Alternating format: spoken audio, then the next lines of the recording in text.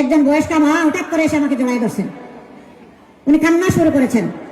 আমি তো তাকে ছুঁড়ে মারতে পারি না, তিনি তো জাতির মা, আমার মা, তাকে সম্মান করা আমার দায়িত্ব। সেটা নিয়ে এক শ্রেণীর ইতর দেখলাম গুলিং শুরু করেছে। তোদের কি মা নাই?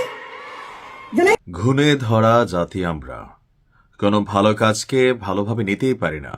দেখেন, রাজনৈতিক দ্বন্দ্ব থাকবে, রাজনৈতিক মত থাকবে, বিরোধ থাকবে। আসসালামু আলাইকুম, সবাই কেমন আছেন? আশা করি ভালো আছেন। আপনারা সবাই ভিডিওর শুরুতে ভিডিওর কিছু অংশ বিশেষ দেখে বুঝতে পেরেছেন ভিডিওটা কতটা গুরুত্বপূর্ণ। তাই আর বেশি কথা না বাড়িয়ে চলুন আমরা মূল আলোচনায় চলে যাচ্ছি। তার আগে সবাইকে রিকোয়েস্ট করব, যারা আমাদের চ্যানেলে নতুন আছেন প্লিজ সবাই সাবস্ক্রাইব করে সাথে থাকুন। চলুন ভিডিওটা দেখি।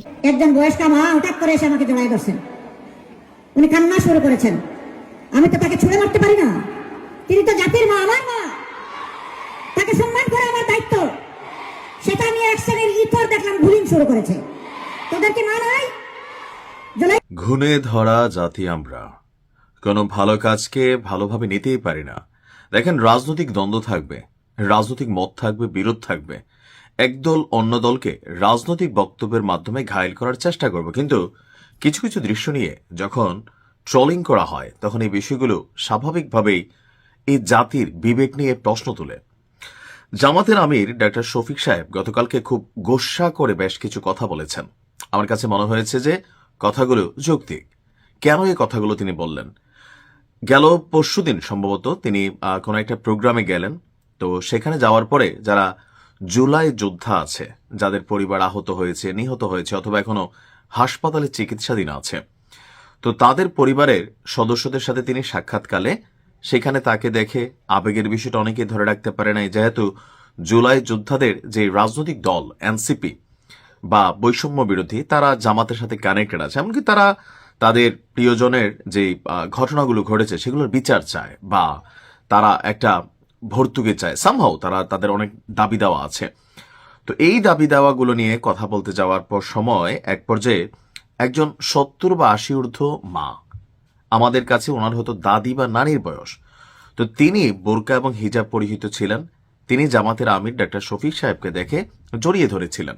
আর এই ভিডিওটা নানাভাবে যে ট্যাগ দেওয়া হয়েছে যে ভাগ্য ভালো শফিক সাহেব চুম্মা দেয় নাই, ভাগ্য ভালো ওই মহিলাকে আরো ভালো করে জড়াই ধরে নাই, ভাগ্য ভালো, এরকম নানান ধরনের বুলিং, সাইবার বুলিং এই ভিডিওটা নিয়ে হয়েছে।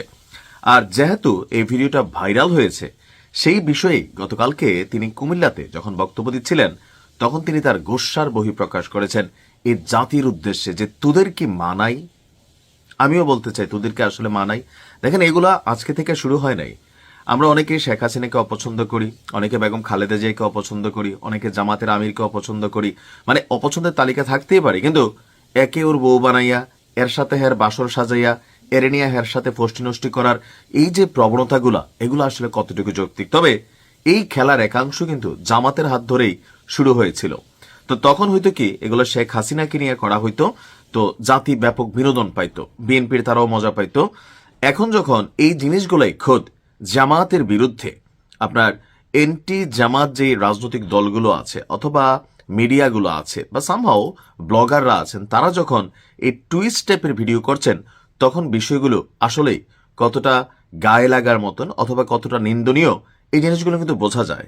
এই খেলাটা যে আজকে শুরু হয়েছে তা না। ফাইনালি যে জামাতের আমির তিনি ইসলামী আইন করবেন, ইসলামের অনুযায়ী বাংলাদেশ চলবে, তো সেই ক্ষেত্রে তিনি একজন নারীকে জড়িয়ে ধরতে পারেন কিনা। কিন্তু এখানে প্রশ্ন হচ্ছে, এই নারী কি কোনো যুবতী, কোনো মধ্যবয়সী নারী?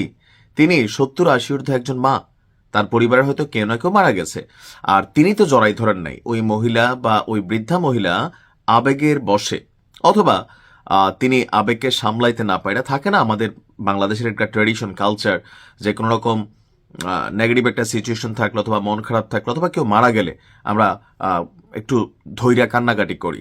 তো সেই ক্ষেত্রে প্রশ্ন হচ্ছে, যদি আজকে একটা যুবতী মেয়ে হইতো তাহলে হয়তো জামাতের আমিরকে আপনি প্রশ্নবিদ্ধ করতে পারতেন। আর এই কথাটাই অনেক গোস্বার সহিত জামাতের আমির ভিডিওর প্রথমে যেটা দেখছেন এই জায়গাটা তিনি পরিষ্কার করে দিয়েছেন যে আসলে এই জড়িয়ে ধরার পেছনে উদ্দেশ্যটা কি ছিল। আর যারা এটা নিয়ে সাইবার বুলিং করছে, তোদের কি মা বোন নাই? না, জামাতের আমির সাহেব একটা জিনিস বাংলাদেশে হয়তো তিনি বুঝতে পারেন না যে এই দেশে আমাদের কারোরই মা বোন নাই, অন্যের ইস্যুতে আমরা সবসময় এগুলা করি। আর এগুলা আজকের চলমান প্রক্রিয়া না, এগুলা খোদ আওয়ামী লীগের আমল থেকে শুরু হয়েছে। মাঝখানে জনাব তারেক রহমানকে নিয়ে, এমনকি জাইমা রহমানকে নিয়েও অনেকে আবিদের সাথে এই সেই ছবি বানাইয়া আমি দেখছি, এগুলো খুবই নোংরামি। এমনকি আওয়ামী লীগের সময় এগুলা করতে, নাহিদ রেঞ্জ আছে, তারেক রহমানের মেয়েকে নিয়ে ডাক্তার মুরাদের সাথে বৈশা একটা অশ্লীল বাক্য বিনিময় করেছিল। আর এগুলোর কারণে ওই সময় কিন্তু আওয়ামী লীগ ডাক্তার মুরাদকে তার জায়গা থেকে কিন্তু বহিষ্কারও করেছিল। শাস্তিযোগ্য কিন্তু একটা অপরাধ ছিল।